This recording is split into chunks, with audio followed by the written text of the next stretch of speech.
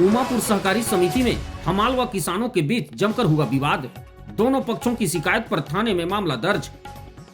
छत्तीसगढ़ के सूरजपुर जिले में स्थित रामानुजनगर थाना क्षेत्र अंतर्गत उमापुर धान खरीदी केंद्र में आज सोमवार शाम लगभग 4 बजे किसान व हमालों के बीच जमकर विवाद हो गया। मामला इतना बढ़ गया कि कुछ ही देर में दोनों पक्ष आपस में भिड़ गए और मारपीट करने लगे।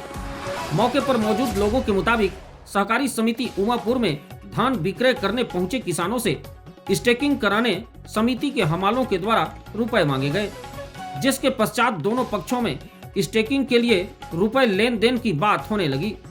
लेकिन बात नहीं जमी और देखते ही देखते अचानक दोनों पक्षों में विवाद होने लगा। कुछ ही देर में यह विवाद मारपीट में बदल गया। लगभग 1 घंटे तक चले इस विवाद के बाद दोनों पक्ष एक दूसरे की शिकायत कराने रामानुजनगर थाना पहुंच गए, जहां पुलिस दोनों की शिकायत पर मारपीट की विभिन्न धाराओं के तहत अपराध दर्ज कर मामले की जांच में जुट गई है।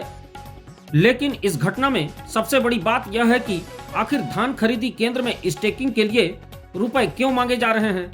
अगर मजदूर समिति के थे तो रुपए की बात कहां से आई, या फिर समिति से बाहर के मजदूरों से स्टेकिंग का कार्य किसानों से रुपए लेकर कराया जा रहा है? अगर ऐसा है तो समिति प्रबंधन के ऊपर भी क्या कार्रवाई होगी, यह बड़ा सवाल है।